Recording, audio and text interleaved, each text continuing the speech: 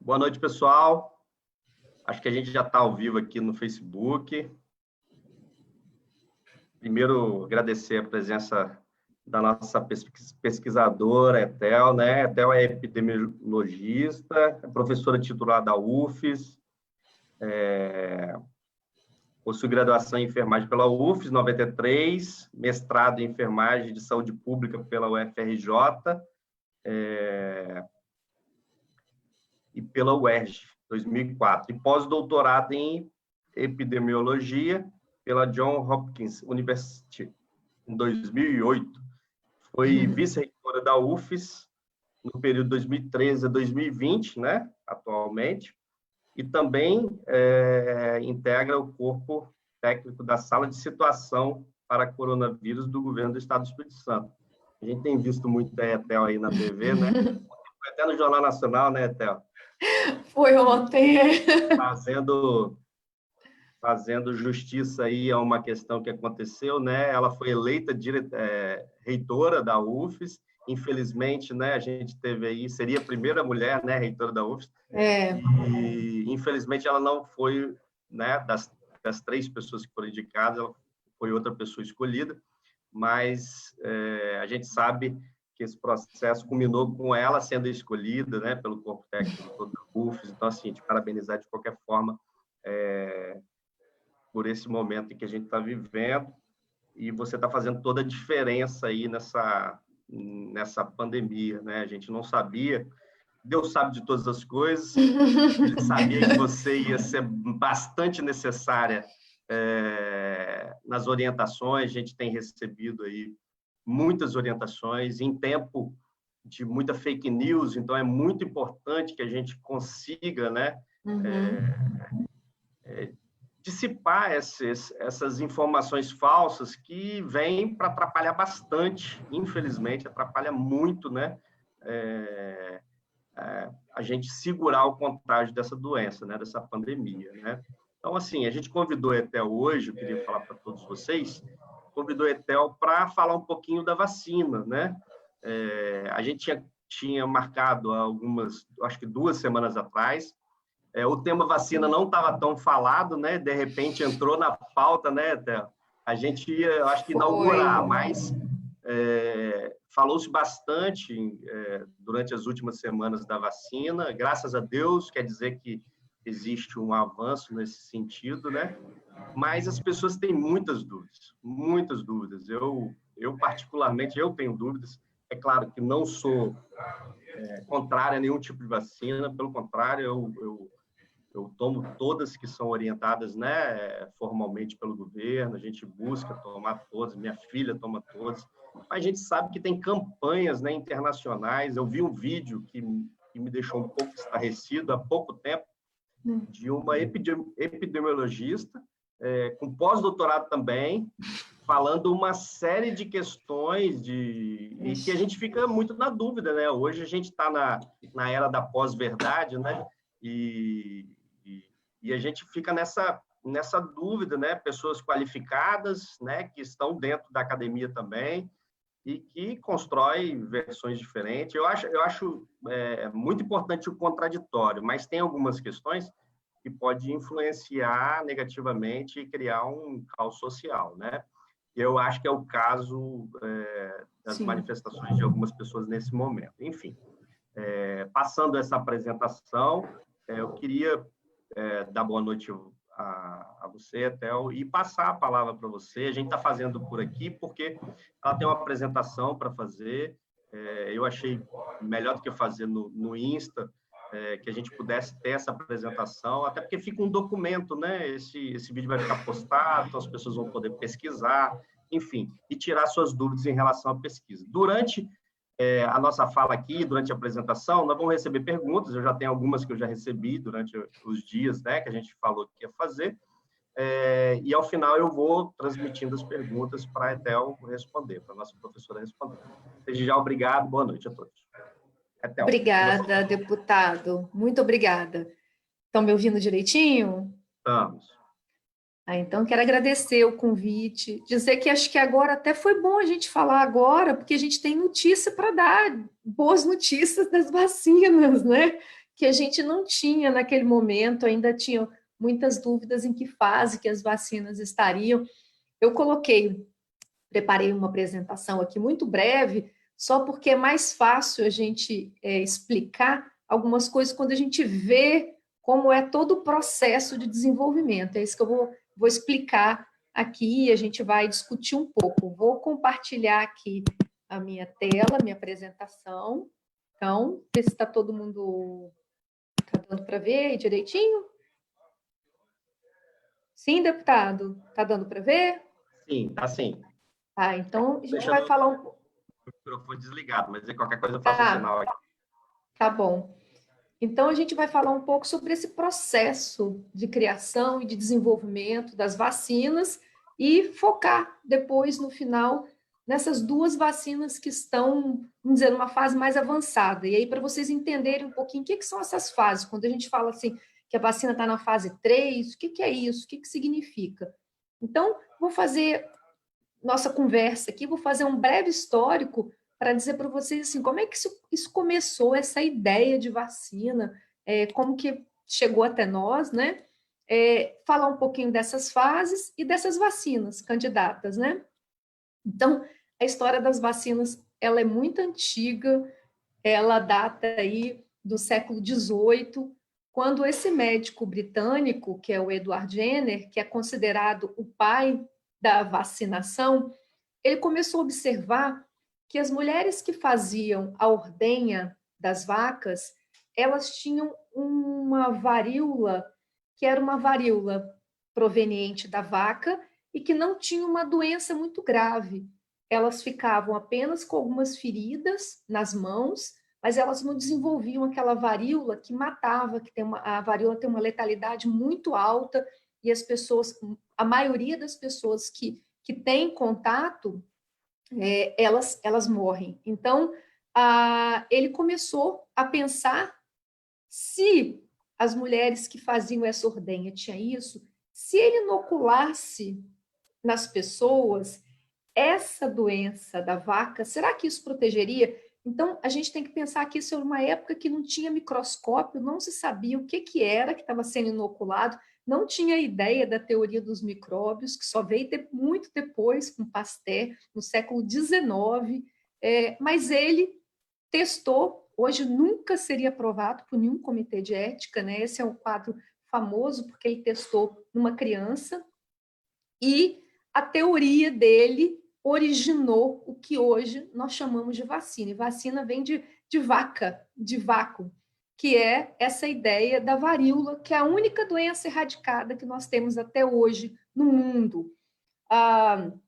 Então, a gente tem essa pontuação histórica do Edward Jenner, que ainda hoje é considerado o pai da vacinação e dessa ideia de imunização, de quando você inocula uma doença, ou depois a gente vai evoluir muito, que a gente coloca parte de vírus, parte de bactérias, atenuações, como é que essas vacinas são feitas de diversas formas, mas o princípio é o mesmo, é você provocar uma doença muito leve ou nenhuma doença, mas permitir que o sistema imunológico responda a esse micro-organismo. Então, essa é a ideia. As doenças infecciosas e parasitárias, elas são responsáveis hoje por cerca de, um pouco mais agora, né, com a pandemia, de 25% da mortalidade no mundo. Então, as doenças infecciosas são responsáveis por uma alta mortalidade. A tuberculose, até então, antes da Covid, era a doença infecciosa que mais matava no mundo. A gente tem uma vacina, mas essa vacina não é tão eficaz. Vou falar um pouco depois. Então, e essas doenças matam principalmente crianças que têm um sistema imunológico que não é ainda tão competente para responder aos micro-organismos, né? E a vacinação, ela é a ação de saúde com maior impacto na diminuição da mortalidade, na morbidade, ao lado do saneamento básico. Então, é a ação de saúde mais eficaz, mais importante, porque você não trata o indivíduo, você trata populações. E isso é muito importante na saúde. Esse pequeno gráfico aqui é para mostrar para vocês aquela história do pico, né? Onde que a gente está no pico, o que é o pico?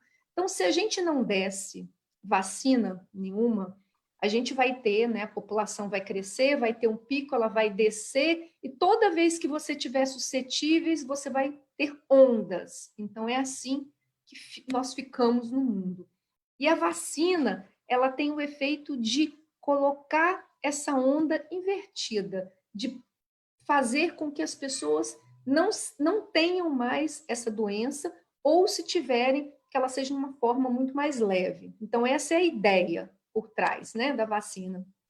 A lógica dela é a imunização, estimular o nosso organismo a produzir esses anticorpos, que é todo o nosso sistema de defesa, né, tanto para bactérias quanto para vírus, a gente tem vacina para os dois, né, e o nosso sistema imunológico vai criando, então, esses anticorpos específicos, sempre que ele vai entrar em contato com algum germe. Então, você tem vacina para várias coisas, vou falar aqui algumas delas, e a lógica da vacina é aquilo que eu falei para vocês, a mesma ideia lá do Jenner do século XVIII, lá de 1700 e final do século XVIII, né, 1780. É a lógica de tentar estimular o organismo a produzir essas defesas, esses anticorpos, sem que a pessoa fique doente. Então, esse é o princípio. Nós vamos, a ideia é apresentar para o nosso sistema imune a bactéria ou o vírus numa forma que ela produza os anticorpos, mas não desenvolva a doença. Por isso que é tão difícil encontrar essa dose certa para fazer isso. Nós temos 200 anos, então, de vacinação, né? E o que a gente já conseguiu? A gente já conseguiu o controle do sarampo, nós conseguimos o controle da coqueluche, do tétano, da difteria, das formas graves de tuberculose, né? A gente tem a vacinação do BCG, da rubéola, das meningites, muitas meningites que são muito letais, uma diminuição muito importante da influenza e o controle da pandemia da H1N1, que foi um grande avanço quando a gente teve a vacina. Então, a gente conseguiu tudo isso com muitos anos e no Brasil, principalmente, nós somos reconhecidos no Brasil, nosso Sistema Único de Saúde, por um dos programas de imunização mais bem-sucedidos do mundo.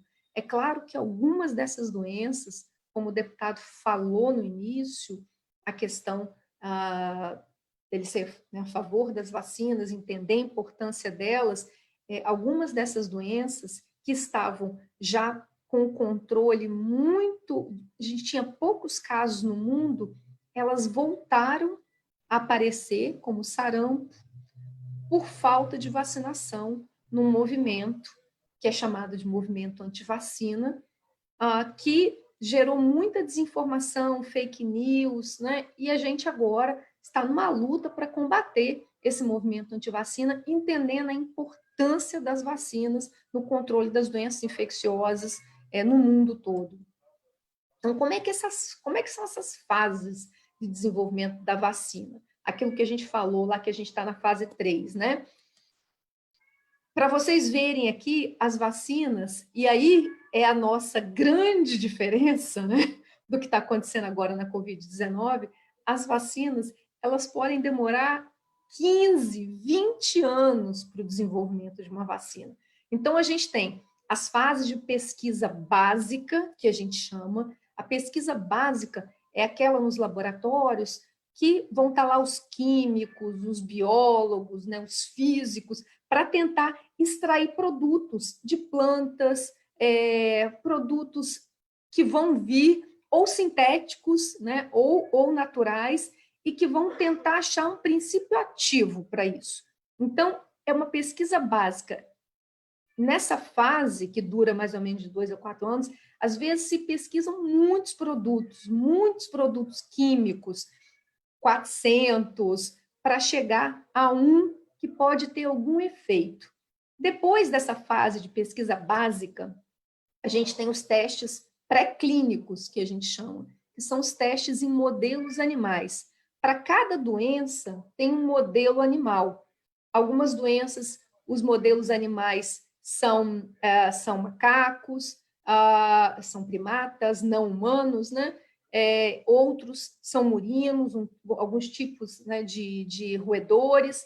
Então, existe toda essa fase pré-clínica, porque alguns desses animais têm o sistema imunológico responde como os humanos. Então, é feito toda essa pesquisa que a gente chama de pré-clínica para ver se aquela substância que foi encontrada lá na planta do Amazonas, numa floresta da Tailândia, em qualquer parte do mundo, se ela tem algum efeito para induzir o sistema imunológico a produzir uma resposta. Passando essa fase, a gente entra na fase do que a gente chama para entender o efeito disso. É seguro essa dose? Essas doses, elas podem, aquilo que foi passado para o animal, pode ser transportado para o humano? Como que a gente pode fazer isso? E aí tem também toda uma parte que, em geral, são biólogos, farmacêuticos, químicos, que fazem esse tipo de pesquisa para tentar entender dose-resposta. Que tipo de dose é segura? A gente pode fazer isso? Todas essas fases, elas são... a gente analisa todos esses dados. Se a fase da pesquisa básica, a fase dos testes pré-clínicos e toda a parte de farmacocinética, né, farmacodinâmica desse medicamento, entender como que ele é disponibilizado para o nosso organismo, se tudo isso é seguro para os humanos, a gente passa para uma outra fase, que é a fase da pesquisa clínica, que a gente chama. E essa fase, ela tem 3 fases. A primeira fase é quando a gente... E aqui embaixo, nos amarelinhos aqui do meu slide, vocês vão ver mais ou menos quanto custa cada fase em dólar, para vocês entenderem, para chegar ao final de uma vacina, o investimento em pesquisa é enorme, é muito grande, muito, muito. E nós vamos discutir um pouquinho no final, infelizmente, por isso que no Brasil a gente teve um desinvestimento em pesquisa enorme, e aí a gente tem dificuldade de ter laboratórios para produzir esse tipo de pesquisa, que é uma pesquisa muito, muito refinada. E aqui, na fase clínica, aí você tem os médicos, enfermeiros, farmacologistas, né, fisioterapeutas, outros profissionais de saúde que vão auxiliar nesse desenvolvimento. Nessa fase 1, a gente só tem pessoas saudáveis. Então, a vacina, ela é administrada em pessoas saudáveis, elas não podem ter nenhuma doença, elas são monitoradas 24 horas, em geral em ambiente hospitalar, para que a gente possa avaliar se essa dose que a gente estudou lá na célula, que a gente estudou nos animais e que a gente chegou agora nos humanos, ela é segura e ela tem algum efeito. Passado dessa fase 1, a gente vai para a fase 2, da pesquisa clínica. E nessa fase, a gente já tem algumas pessoas que têm a doença, mas sem comorbidade. São pessoas, por exemplo, se a gente pegar o exemplo da Covid-19, seriam pessoas que tiveram a Covid-19, seriam pessoas que tiveram, não, desculpa, que podem ter a Covid-19, mas que não têm nenhuma comorbidade. Então, em geral, jovens, em alguns países está sendo feito em profissionais de saúde, em outros em pessoas do exército, em militares. Então, são pessoas saudáveis e que podem ali, não tem comorbidade.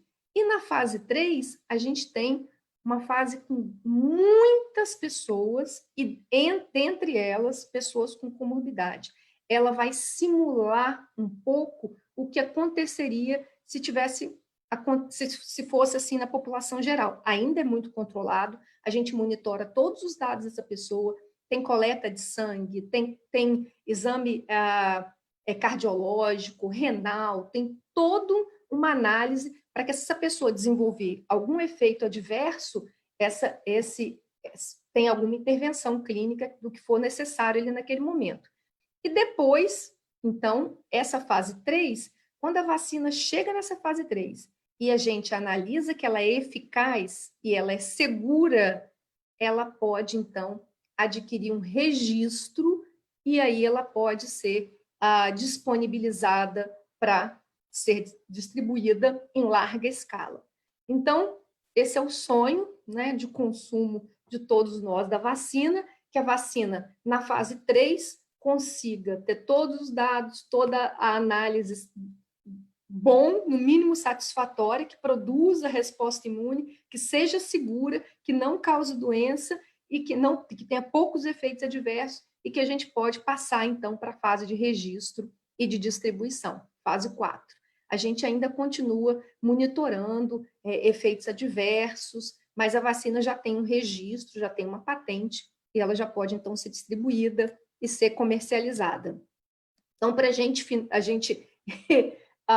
fazer um resumo aqui, tem aquela fase pré-clínica, que é do laboratório, tem a fase clínica, que são em humanos, tem a fase de regulamentação, que é toda essa análise. No Brasil é feito pela Anvisa, nos Estados Unidos é feito por um órgão chamado FDA, que é o Food and Drug Administration, e, finalmente, se o órgão de controle do país analisa todos aqueles dados, vê que é seguro, vê que não tem efeito adverso, a vacina, então, fica disponível. Então, chegar uma vacina na fase 3 e depois de toda a fase 3 ela ter a análise de segurança e de eficácia boa, essa vacina ela está candidata a ser ofertada para a população. Então, essa é o processo, vamos dizer assim. O que a gente sabe, né? A gente tem essa ideia que eu falei para vocês da vacina ideal, que a gente tome uma dose só, que ela seja 100% efetiva contra aquela doença que ela se propõe, que ela seja segura, não tenha efeito adverso, que ela tenha proteção a longo prazo e que ela seja de baixo custo. Isso é o ideal. A realidade é que, em geral, grande parte das vacinas a gente tem que tomar múltiplas doses, a efetividade é variável, né? Se a gente pegar, por exemplo, a vacina da tuberculose, ela tem uma eficácia alta para as crianças, para a proteção da meningite tuberculosa, mas para os adultos ela não protege contra a tuberculose pulmonar. Então, uma efetividade baixa para a tuberculose pulmonar. A segurança, às vezes, pode ser variável, algumas vacinas podem dar alguns efeitos adversos, nada sério, que a gente espera, né?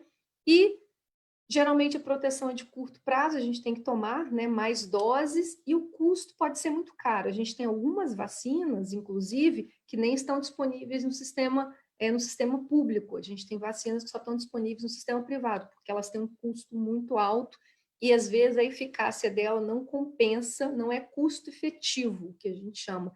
O custo dela é muito alto e a efetividade é baixa, então não compensa você comprar em larga escala, mas ela é ofertada, né, na rede privada.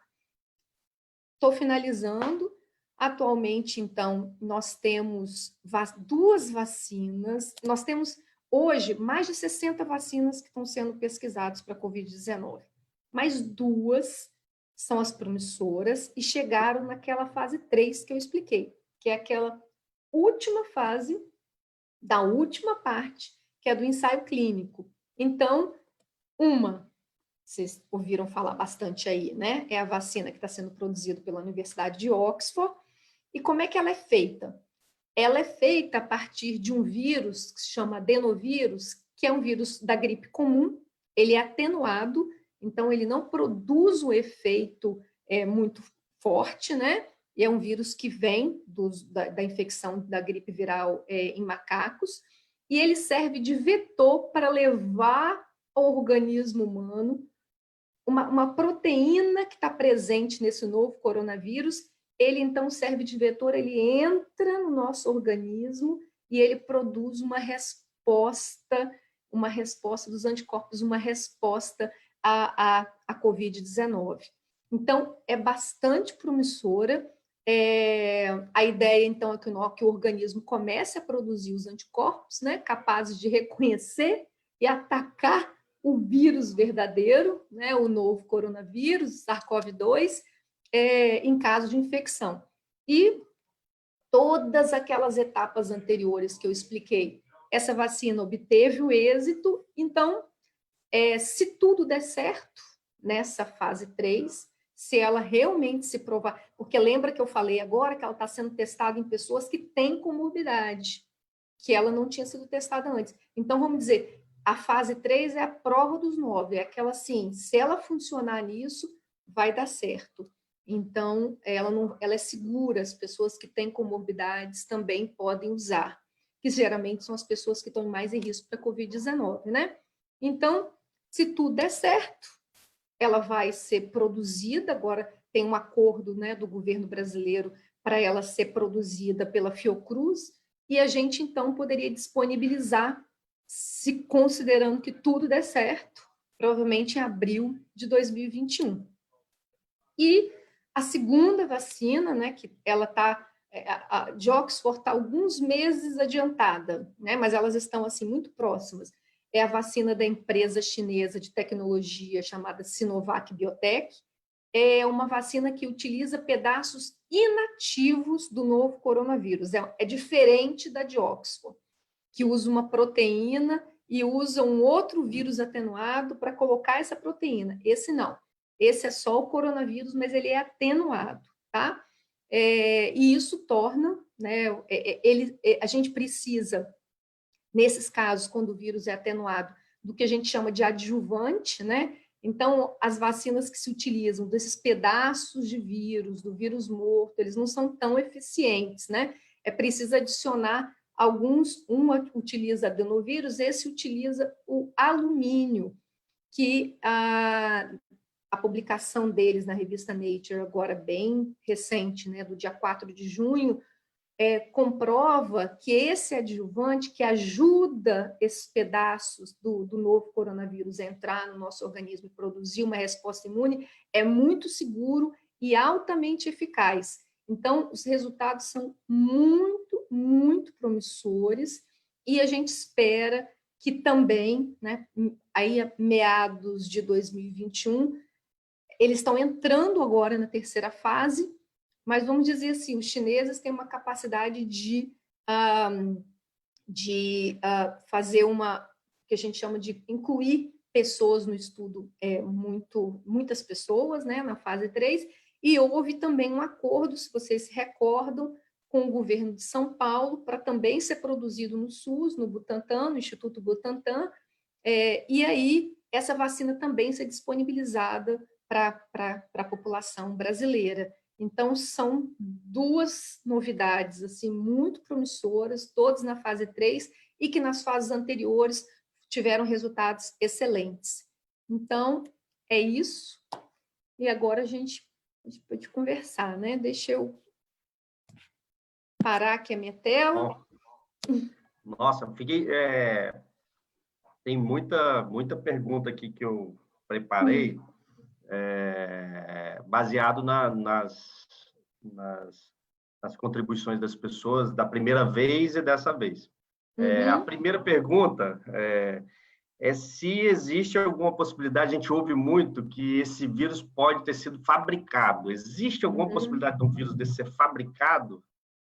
Esse não, porque já foi, os pesquisadores italianos, eles fizeram já, logo no início, já teve o sequenciamento do vírus, e esse estudo de pesquisadores italianos, que está também numa revista que é na Nature, dizendo que é proveniente de humanos. Esse vírus, na verdade, o que a gente sabe é que lá no mercado, é aquela história mesmo do mercado de Wuhan, ele vem do morcego, realmente. O que acontece é que não foi comendo o morcego, foi na preparação do morcego. Quando lá no mercado foram preparar o morcego, eles abrem o abdômen do morcego. E esse vírus, esse novo coronavírus, ele era um vírus adaptado para o morcego.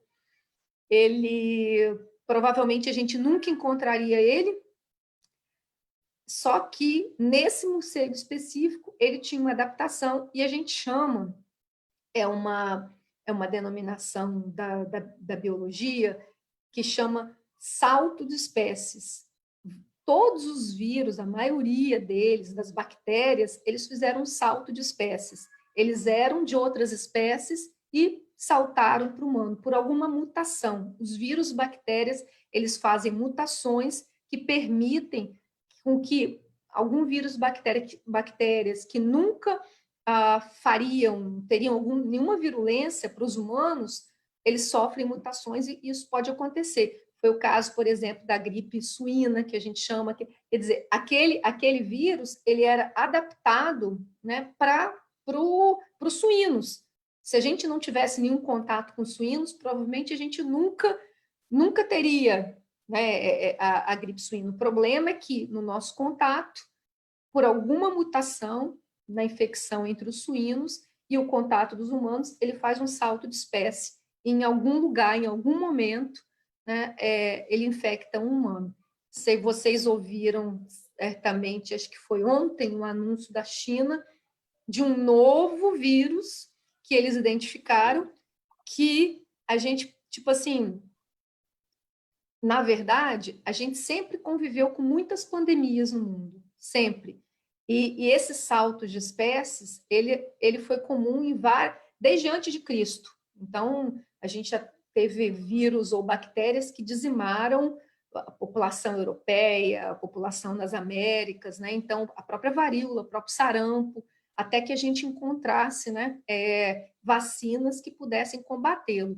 Então, isso sempre foi comum na história, e não tem nada disso. É um vírus que fez o salto de espécie, como outros farão. A gente vai estar sempre, como a gente adentra florestas, nós é que estamos entrando, né, no habitat desses animais, nós é que estamos interferindo, né, na ecologia. Quando a gente faz isso, a gente se expõe a esses saltos de espécie. Ok. Por ser um vírus classificado como corona, né, coronavírus, facilita esse processo da vacina ou isso não interfere em nada? Não, porque, na verdade, esses grupos já estudavam, por exemplo, os chineses, como eles têm muitas doenças respiratórias e eles enfrentam epidemias por muito tempo, né? Eles têm laboratórios muito bem equipados, né? São anos e anos de pesquisa. Então, na verdade, eles estavam numa fase, vamos dizer, mais avançada, não por conta desse novo coronavírus, mas porque eles já estudavam os coronavírus. É o mesmo caso do grupo de Oxford. Eles já tinham um grupo de estudos, um grupo de pesquisa muito famoso, assim, com muitos anos de pesquisa em coronavírus. Então, na verdade, o novo coronavírus ele faz uma modificação, uma mutação, mas ele é muito semelhante. Então, como eles já conhecem a estrutura, como vem pesquisando há muitos anos, como já tinham plataformas de pesquisa e de vacina para o coronavírus, quando chega com essa mutação, na verdade, você fazer uma adaptação nas suas pesquisas. Eu estou falando assim, não é tão simples, mas assim, é muito mais simples, por exemplo, do que nós, no Brasil, que não temos essa tradição de investimento em pesquisa básica, naquelas fases de pesquisa pré-clínica, onde você precisa são investimentos muito grandes, assim, são laboratórios muito bem equipados, e anos de pesquisa para você, e às vezes você, tipo assim, você passa a sua vida inteira e não vai descobrir alguma coisa que seja efetivo, entendeu? Mas você tem que continuar pesquisando, são aqueles grupos de muitos anos. Então, essa vacina, se ela tiver efetividade agora, né, na terceira fase, ela possivelmente será a vacina lançada mais rápida da história, eu acredito. Totalmente, né? mais rápida da história. Incrível. A gente fica assim... E ela tem a ver com o investimento, a capacidade de investimento? Tem a ver a questão do valor que está sendo colocado? Tem, né? Muito, tem a ver muito. Tem a ver com tudo que foi feito antes, né? Porque é isso que eu estou falando, esses laboratórios, eles não nasceram de um dia para o outro, eles já estavam lá há anos pesquisando aquilo. Essas pessoas já eram especialistas em coronavírus, em estudar isso, virologistas muito famosos. Então, eles só fizeram adaptações no trabalho, mas isso é um investimento de muitos anos, investimentos muito grandes. E aí, Gandini, eu acho que isso mostra para a gente a necessidade do Brasil da gente investir na nossa própria tecnologia, porque você imagina, se hoje nós estivéssemos dependendo da nossa própria tecnologia, nós não teríamos vacina. Nós não teríamos Entendi. vacina. Né? Então, assim, isso exigiria um investimento de 15 anos, quer dizer, com 15 anos a gente já tinha perdido muitas vidas. Né? Então, isso mostra para a gente a nossa dependência da tecnologia estrangeira, Uma apesar da dúvida, gente ter qualificação aqui. sim. Uma Fala. dúvida que eu tenho, por exemplo, foi investido muito dinheiro, né? Possivelmente Muito, trilhões. esses dois laboratórios, inclusive, uma universidade, né? Mas Uhum, tem a pesquisa. sim.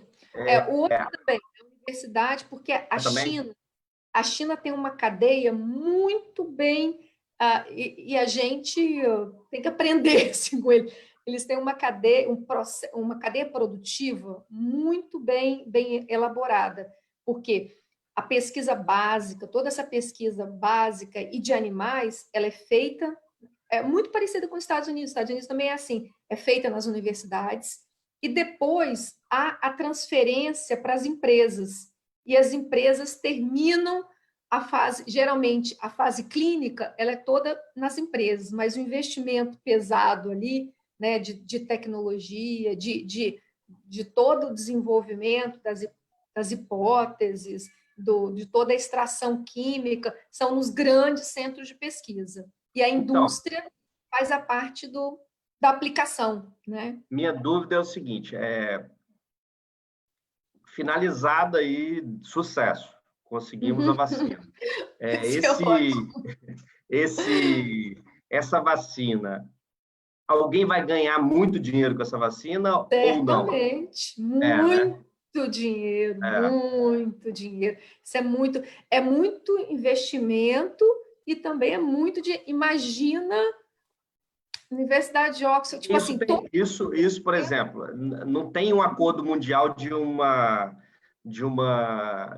quebra de patente, vamos dizer, não tem isso, tem, né? tem. A OMS, pela primeira vez, a OMS fez essa, que inclusive 3 países não assinaram, né? A gente lembra aí, Estados Unidos, Brasil, e o outro nem lembra, alguém do leste Ok. europeu, um país bem pequeno.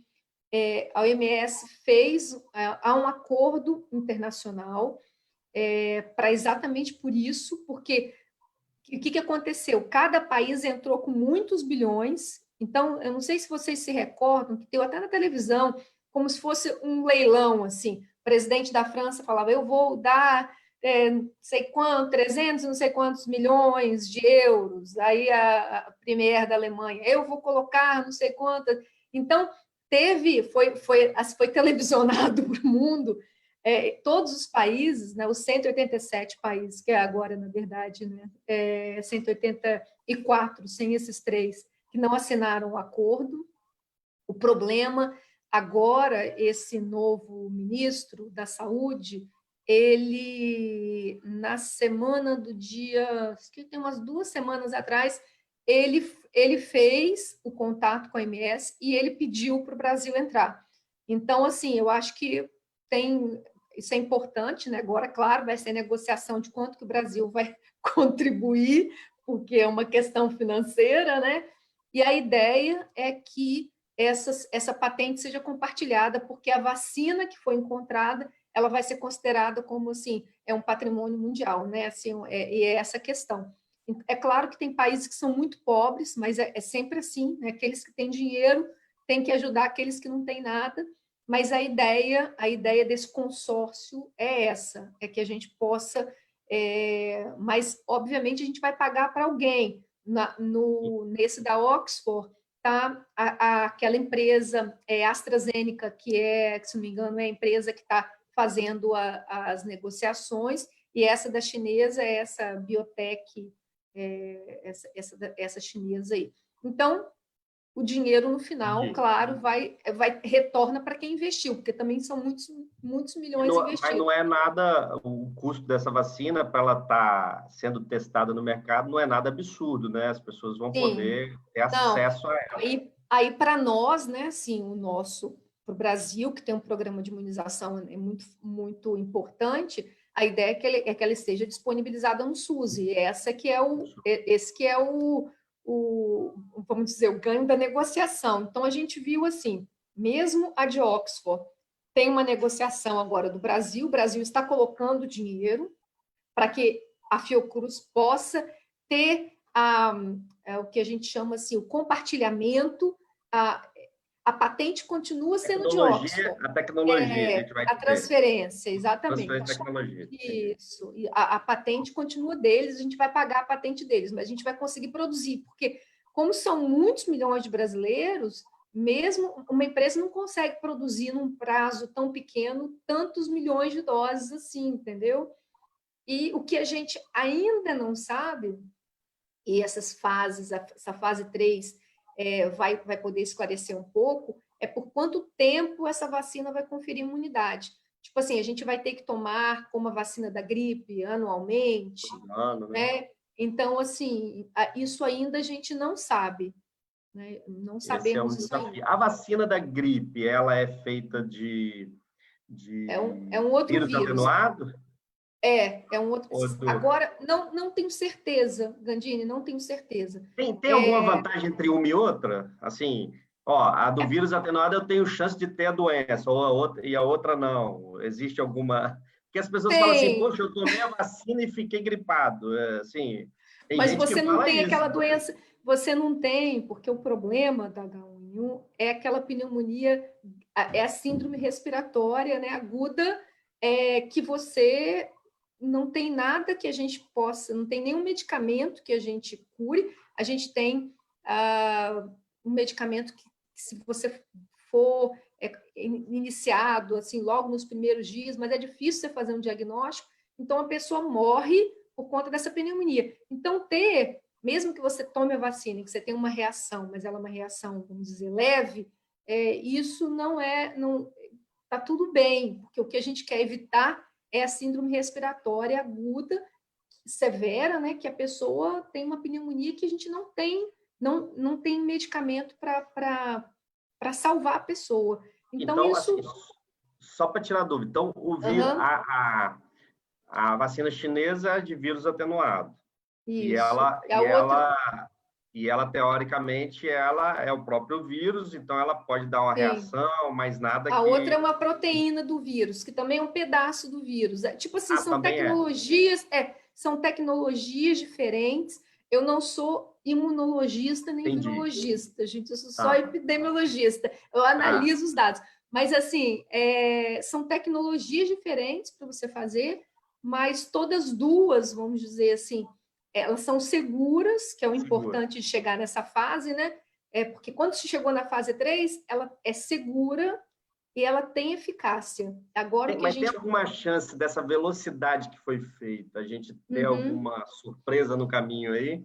Então, agora a gente vai ver nessa fase 3, porque na fase 3, como você tem pessoas... Porque antes, quando você está dando em pessoas saudáveis, que não tem nada, vamos dizer, a resposta é uma. O sistema imunológico é ótimo, a pessoa não tem uma outra doença que vai fazer, né,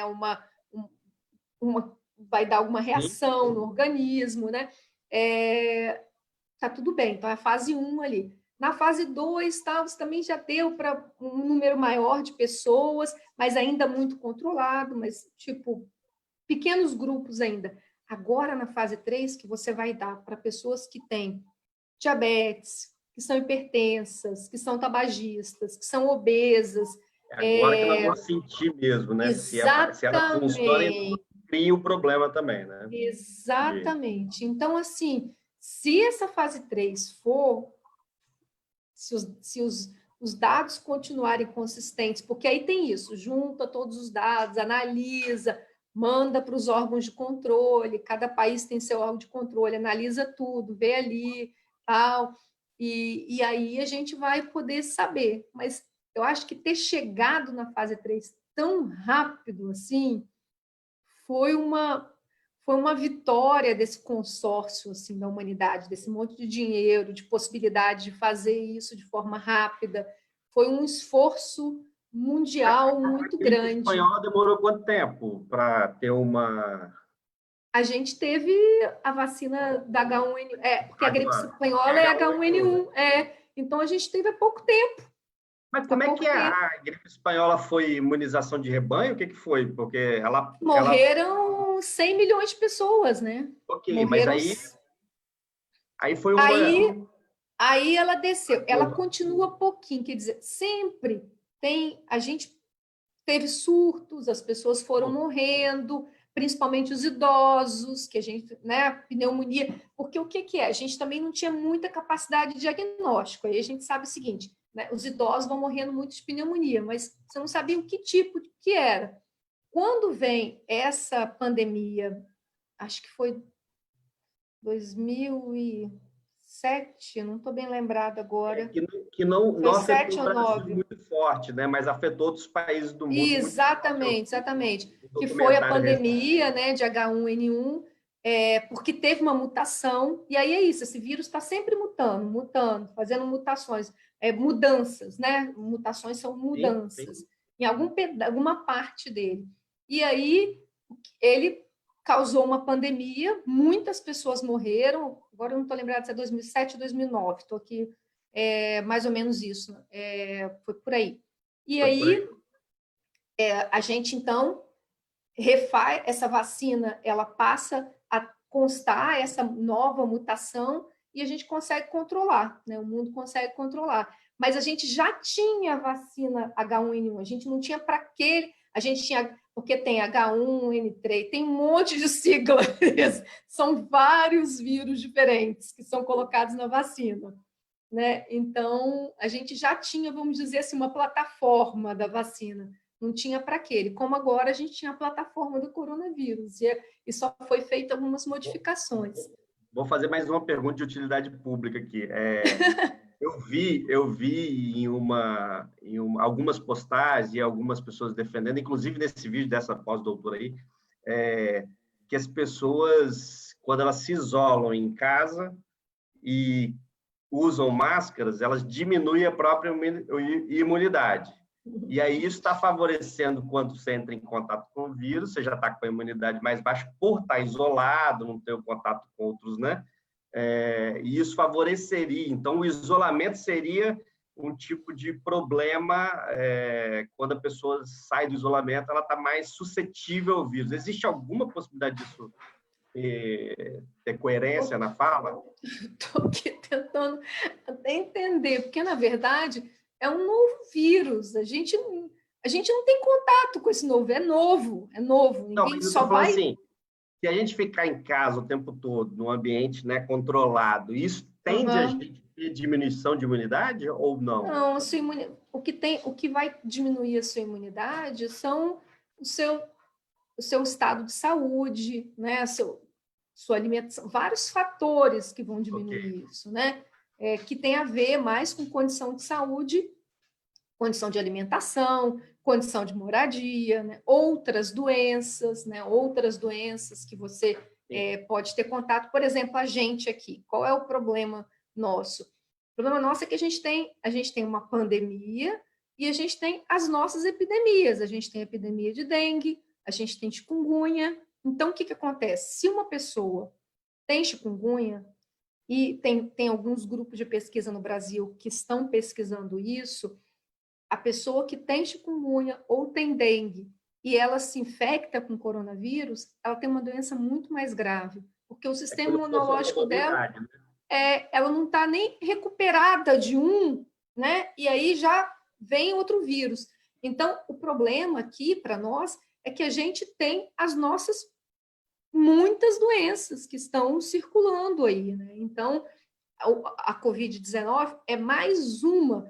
O nosso caso, ele é diferente, por exemplo, da Itália, é diferente da Espanha, porque nós ainda convivemos com muitas doenças tropicais, Básicas, que doenças a gente já devia ter negligenciadas. A vencido. própria tuberculose, né? A própria tuberculose. Então, a pessoa que tem tuberculose, se ela se infecta com Covid, ela tem uma doença muito mais grave, porque a tuberculose também é uma doença pulmonar, é uma micobactéria, não é vírus, mas tem uma doença pulmonar. Você se infecta com um vírus e você tem duas doenças ao mesmo tempo atacando o mesmo órgão. Então, assim, Talvez isso explique o número mais alto de mortes em alguns locais, né? Sim, Você sim. vê quando o vírus está indo agora, a gente tem uma disseminação mais na periferia, você vê que a quantidade de mortes aumenta, né? Exatamente, Aí as condições de exatamente. saneamento, né? Que infelizmente o Brasil não enfrentou isso e não me parece que está enfrentando. Exatamente, Gandini. É Enfim, isso. eu vou fazer o Toda essa seguinte. desigualdade, né? Que agora Eu faz acho que isso, diferença, né?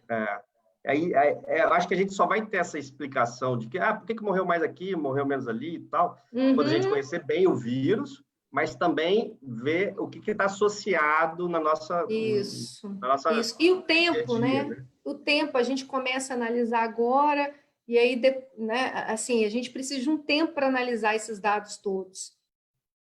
Eu vou fazer o seguinte agora. Agora eu vou pegar eu vou te fazer uma pergunta e vou começar a fazer as perguntas que foram feitas agora. Tá bom.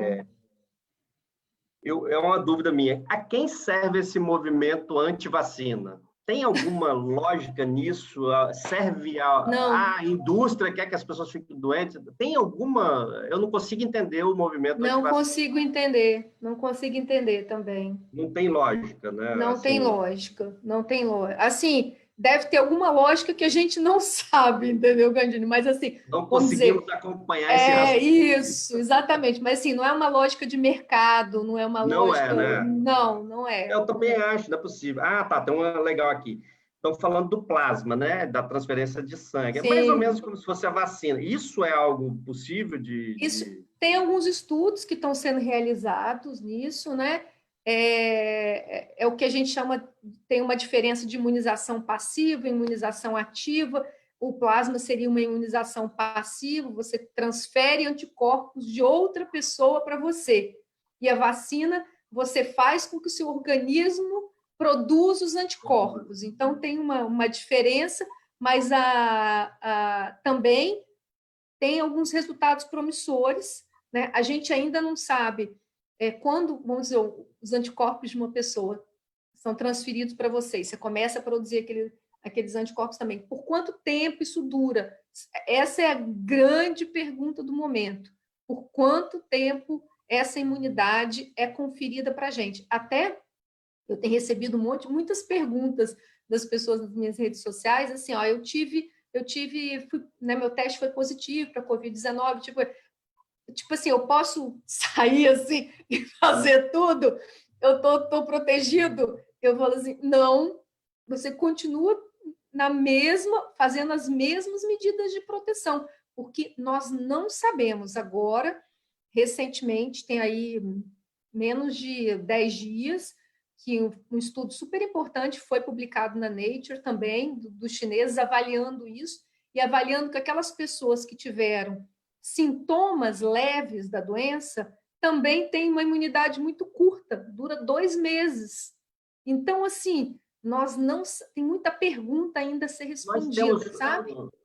me chamou a atenção aqui, nós temos algum grupo de pesquisa aqui no estado que Uhum. está acompanhando alguém que já teve, que está fazendo talvez algum acompanhamento nesse sentido, a Nessa UFES, parte de tempo de de... imunização. Então, não, agora a gente está num grupo com a Secretaria de Saúde pensando no estudo nos profissionais de saúde, porque é um grupo que eles vão estar Legal. ali, né, trabalhando, e aí você tem você pode acompanhar o que está acontecendo. É um grupo que está muito sob risco, né? E risco de se reinfectar, até no caso, se essa imunidade for muito pequena.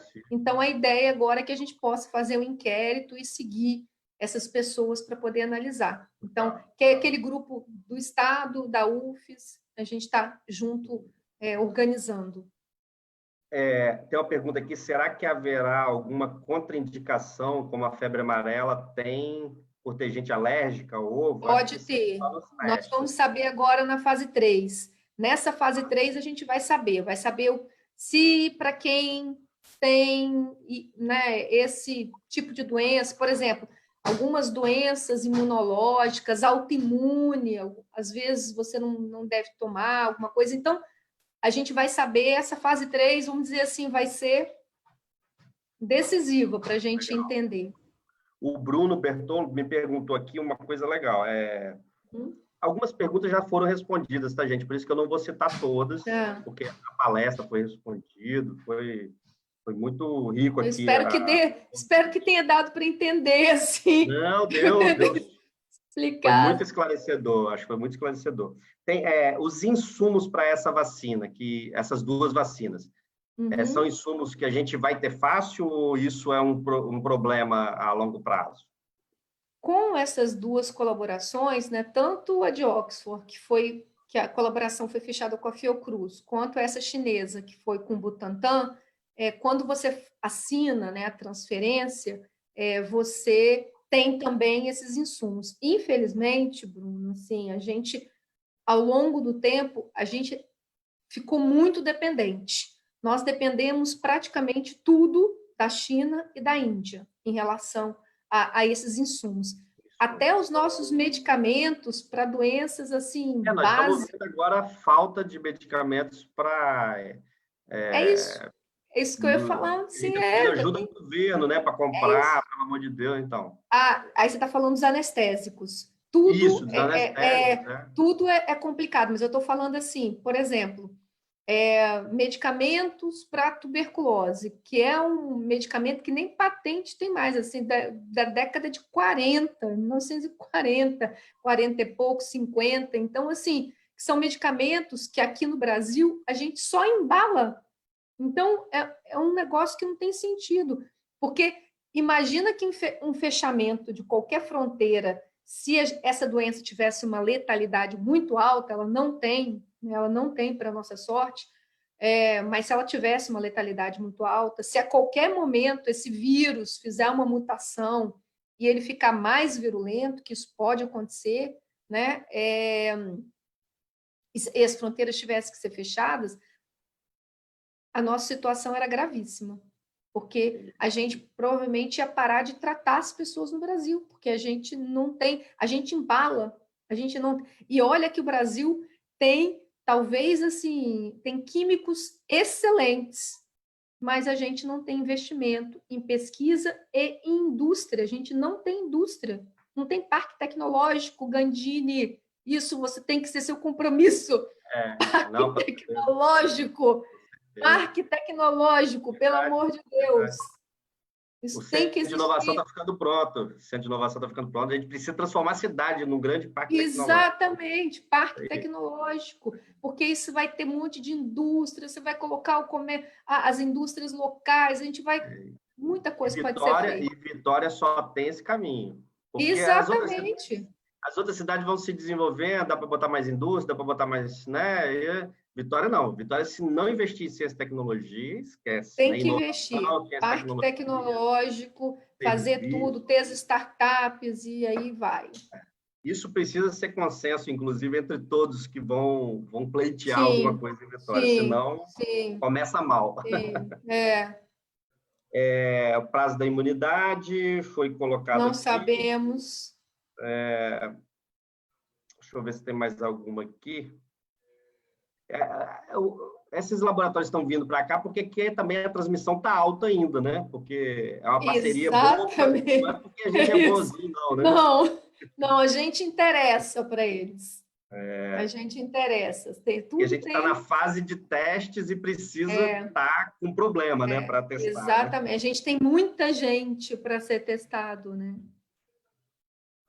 Então, eu vou te fazer algumas perguntas agora. Uhum. Até alguma pessoa me perguntando se a tetravalente substitui a influenza e H1N1. Não, são vacinas diferentes. Não.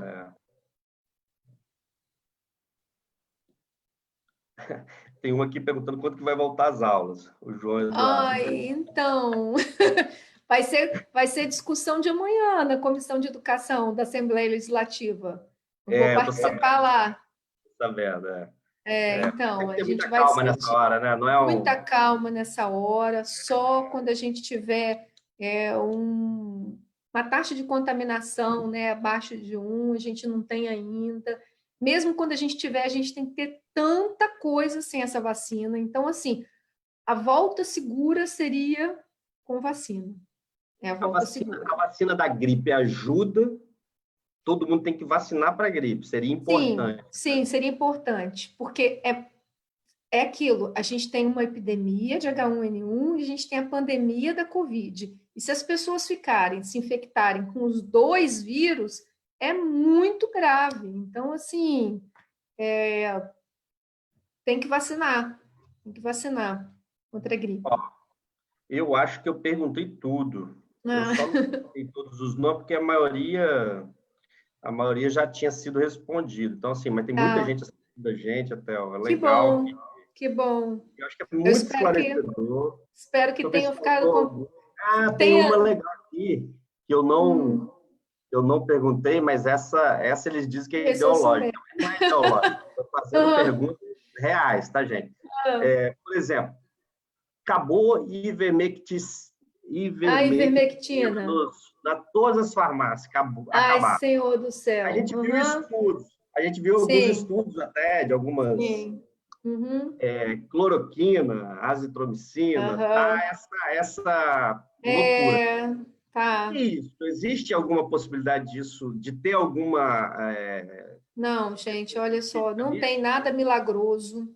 Eu queria, assim, e eu vou falar para vocês, se tivesse alguma coisa assim milagrosa, eu seria a primeira pessoa a falar assim, ó, olha, graças a Deus temos alguma. Não temos nada milagroso. Esses medicamentos não têm nenhuma evidência científica. Infelizmente, como o colega falou aí, né? Há um uso político disso, principalmente agora, né? Com eleições municipais, as pessoas vão falando que que vão comprar, porque vai salvar. Isso é mentira, isso é mentira. E aí eu quero até convidar. Esses Hum, estudos que saem, é, uhum. tem alguns estudos que falam que pode ser que no Então, caso não tem nada não tem ainda, ainda, Cantini. Não. E não, né? assim, para a gente ter uma ideia, assim, olha, a OMS proibiu, não recomenda o uso. O FDA, que é o órgão, vamos dizer assim, é um dos órgãos mais respeitados do mundo, que é o órgão americano, tipo nossa Tá. Anvisa, que seria assim, no dia 15 agora de junho, ele tirou a recomendação de hidroxicloroquina e cloroquina e só pode ser utilizado em hospitais porque está tendo muitas mortes, as pessoas têm problema, esse medicamento, se não for monitorado, se a pessoa tomar sem monitoramento, ele pode dar problema, a pessoa pode morrer.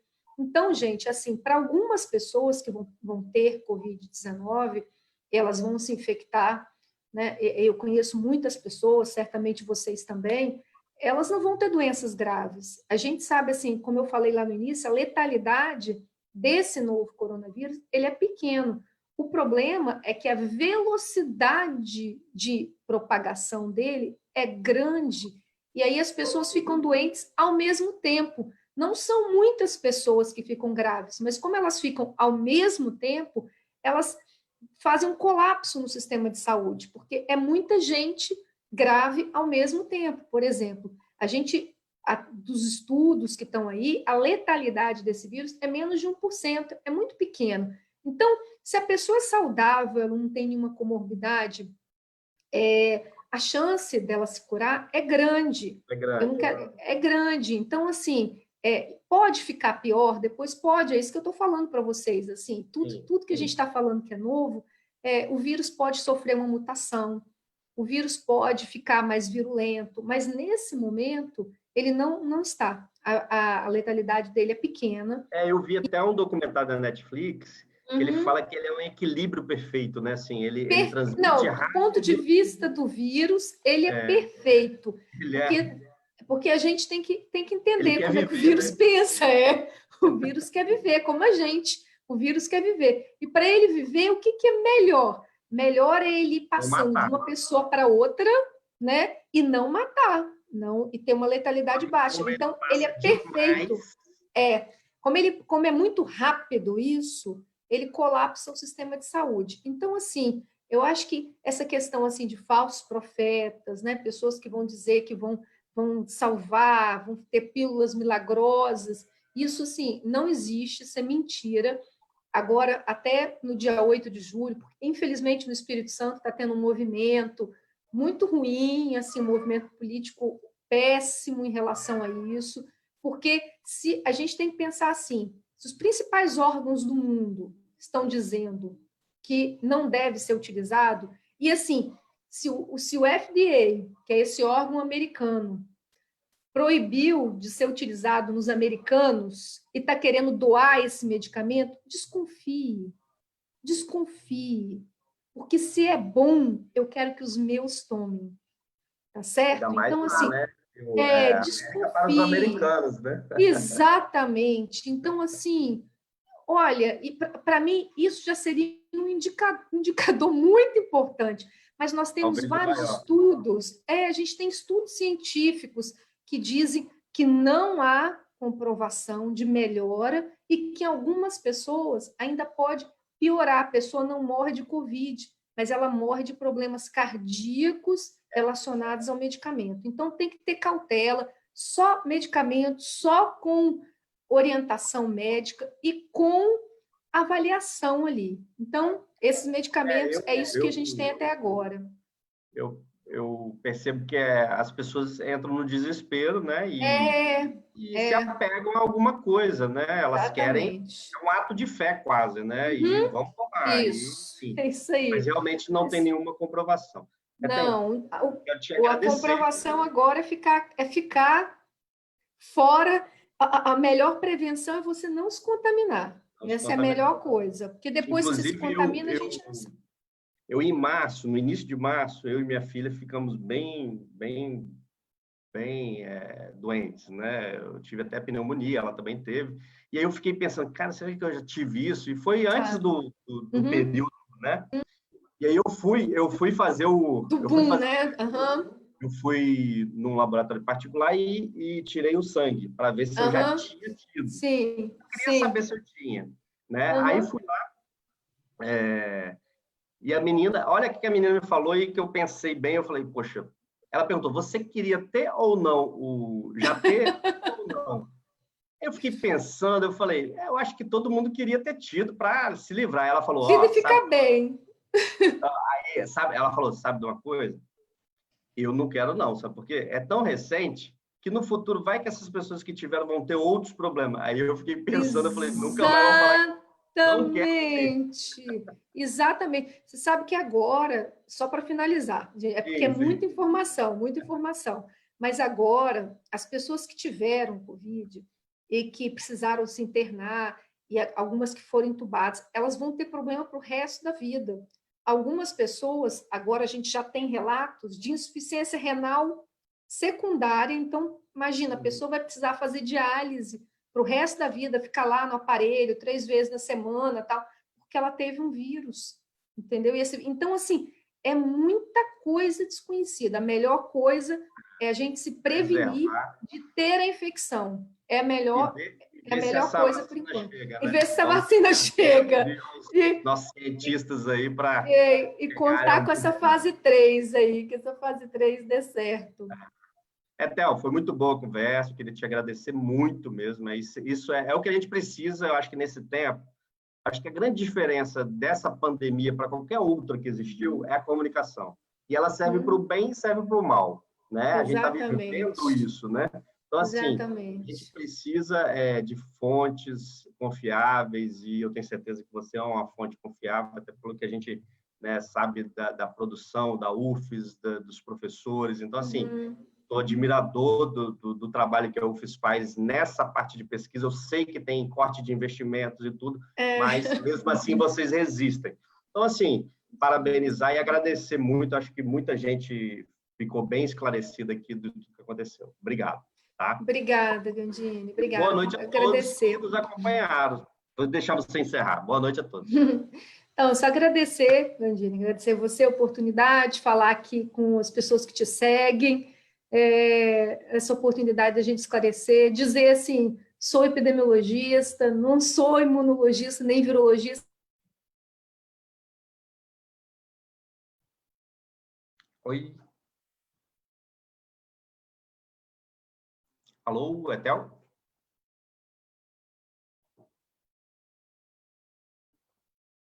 E agradecer. Gandini, pela oportunidade. Obrigado, Deus te abençoe, Etel. Obrigado a todos. Também. Obrigado a todos que acompanharam a gente. Um abraço. Vai ficar Tchau. disponível aí a live. Tchau.